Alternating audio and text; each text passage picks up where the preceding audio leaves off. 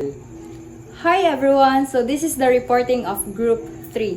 So we will be discussing about Hinduism. So what is Hinduism about? Hinduism is an umbrella term of a range of Indian religious and spiritual traditions that are unified by adherence to the concept of Dharma, a cosmic order maintained by its followers through rituals and righteous living as first expounded in the Vedas. So, Hinduism is the world's oldest religion according to many scholars, with roots and custom dating back more than 4,000 years. Today, with more than 1 billion followers, Hinduism is the third largest religion worldwide. So, Hinduism is the third largest religion worldwide. So, dako jud kaayo ang Hinduism. So, after Christianity and Islam, roughly 94% of the world Hindus live in India. So, some living in India is Hindus. So, they believe in Hinduism religion Hinduism religion. So, because the religion has no specific founder, it's difficult to trace its origin and history.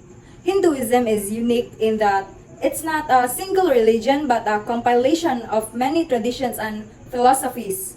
Hindus worship a number of different gods and minor deities, honor a range of symbols, respect several different holy books, and celebrate with a wide variety of traditions, holidays, and customs. Thought the development of the caste system in India was influenced by Hindu concept. So it has been shaped throughout history by political as well as religious movement. And today, as much less enforced, today there are four major sects of Hinduism: Shaivism, Vaishnava, Shaktism, and Smarta, as well as number of smaller sects with their own religious practices. So in our report, Group 3 about Hinduism, we will discuss the part of their belief, demographic, how they greet, where their names and titles came from, their dresses and appearance, body language and behavior, their festival, and lastly, how the family and marriage will run in their belief or in their like religious. So the next reporter will explain to you how Hinduism Has monotheistic as well as polytheistic elements. The one ultimate reality of supreme being also exists simultaneously in the deities of the Creator, the Sustainer and the Destroyer, Shiva. The sacred writings, the four Vedas, are considered to be divine in origin and the direct transmission of God's word, not delivered through a prophet. Hindus believe in one supreme reality or divine entity called Brahman, which can be perceived in many forms and names. Hindus also believe in many individuals, gods and goddesses, each with their own roles and worshippers. For example, Brahma is the creator, Vishnu is the receiver, and Shiva is the destroyer. Encompasses a set of internal and universal ethical and moral principles of virtues and true living. It is acceptable whether or not one is born a Hindu. The Hindu ethical could attach great importance to values just as truth, right conduct, love, peace, and non-violence. There is the notion that our beliefs determine our thoughts and attitude, which in turn direct out actions, which in turn creates our destiny. All Hindu ceremonies, rituals, and worship end with a prayer for universal peace and harmony. And the Hindu views the entire universe as God's and everything in the universe as God. The word Hindu is an exonym, and while Hinduism has been called the oldest religion in the world, it has also been described by the modern term Sanatana Dharma, it emphasizing its internal nature. The goal of a human being in Hinduism and includes duties.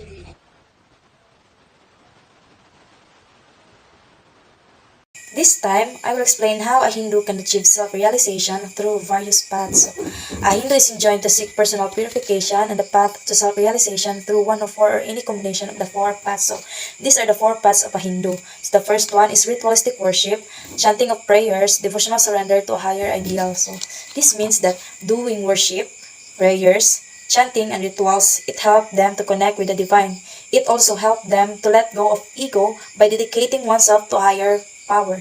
And the second one is through service. So through service means service helping others selflessly. Selflessly means doing something for others without expecting anything in return.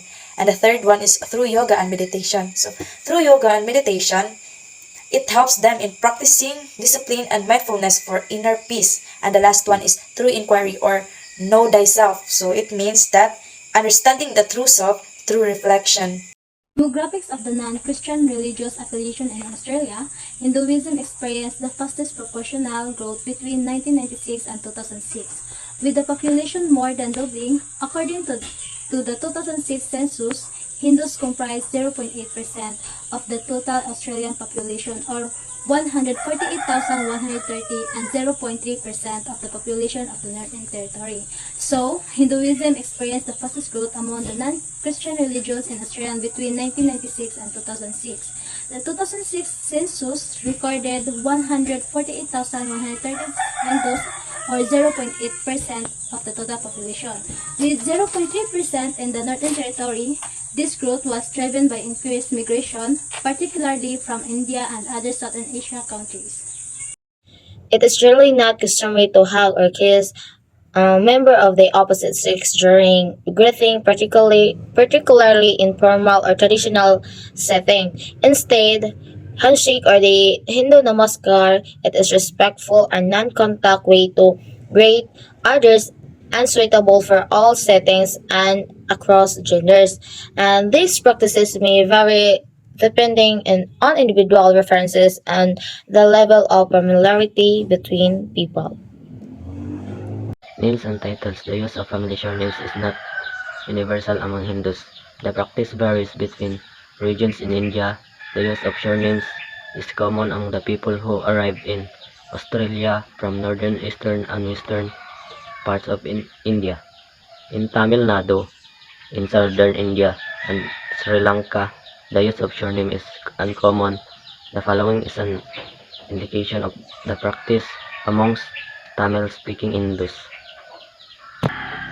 So that because Indian surnames are last names that originate from Indian subcontinent and that can be found throughout the Indian diaspora, especially the United Kingdom, Canada, the English Caribbean, South Africa, the Persian Gulf, and Fiji, representing the wide range of linguistic, religious, and religional backgrounds. Many Indian surnames are a product of both religions and cultural traditions, as well as historical factors are such as migration, acculturation, assimilation, and persecution.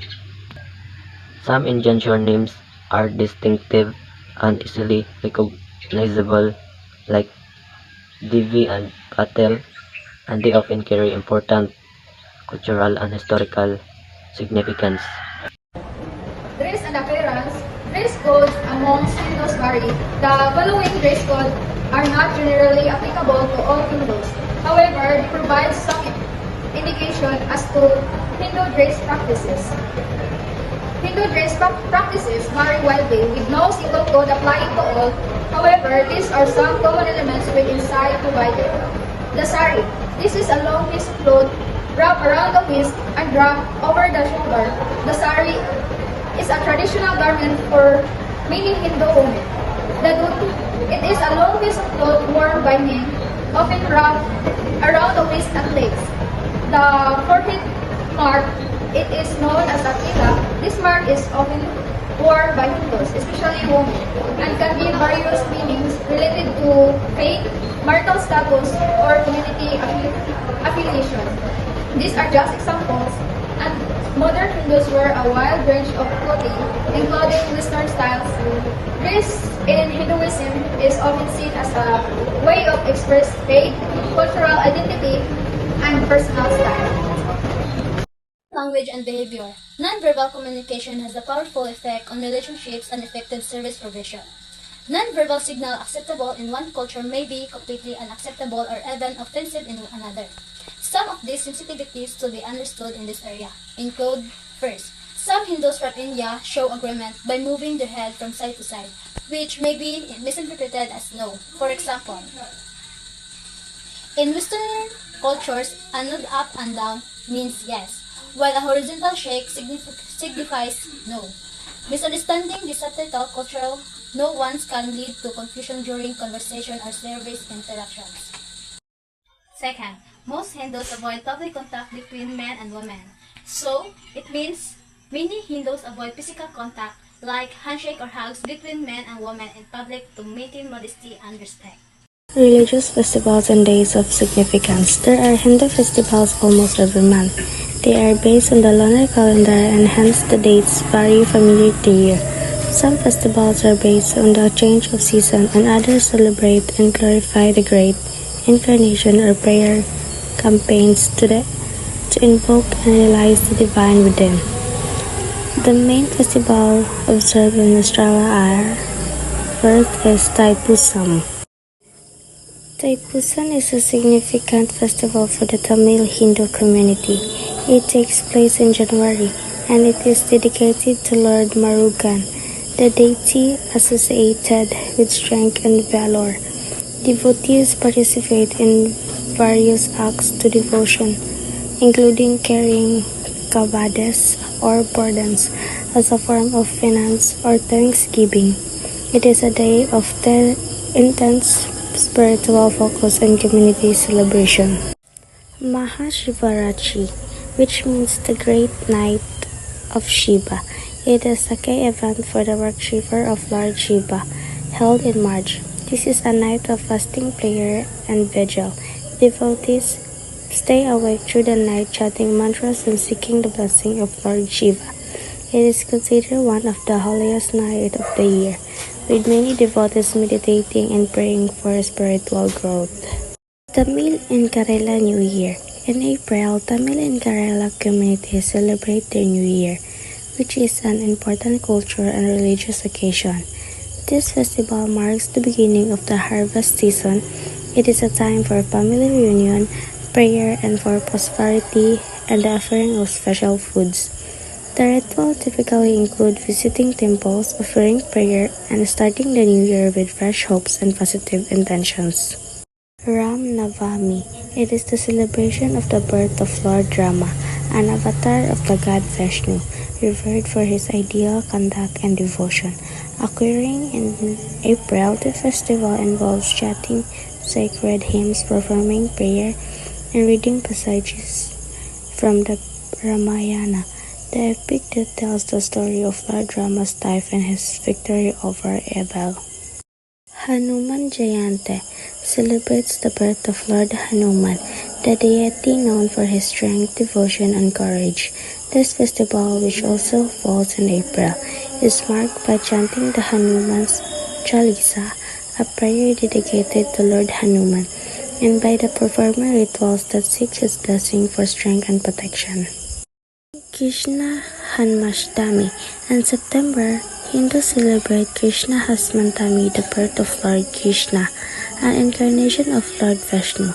It is a festival full of joy and devotion with people fasting, singing and devotional songs, and reenacting the childhood episodes of Krishna.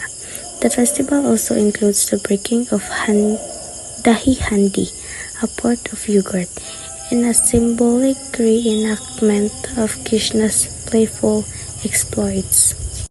Ganesh Chaturthi, another significant festival in September. Ganesh Chaturthi dedicated to Lord Ganesha, the remover of obstacle and god of wisdom. It is one of the most widely celebrated festivals in India and abroad, including Australia. Devotees install idols of Lord Ganesha in their homes and temples, offering prayer, sweets, and performing elaborate rituals. The festival ends with the immersion of the idols in water, symbolizing the cycle of birth and dissolution. Navaratri. It is a 9-night festival in honor of the Divine Feminine, spinning September or October. It is dedicated to Durga, the goddess of strength and power. Devotees fast perform special prayers and engage in community activities like dance and music. The 10th day, Vijayadashima or Dashira, marks the victory of good over evil, commemorating Lord Rama's victory over the demon king Ravana.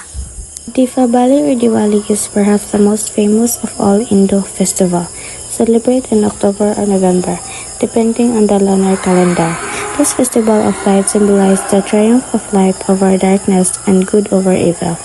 People clean and decorate their homes, light lamps and fireworks, and offer prayers to Lakshmi, the goddess of wealth and prosperity.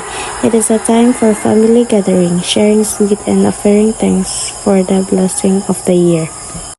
So this time, I'll talk about the family and marriage of Hinduism. So remember guys, the different characteristic of different religious groups must be or should be appreciated. So this time, I will talk about the family and marriage of Hinduism. So this includes marriage continues to be a powerful and significant institution for a Hindu. So this means it is described as a powerful and significant institution, emphasizing its importance in the social and cultural framework. So ang Hinduism nga kanang family and marriage is same ra sila sa Christianity.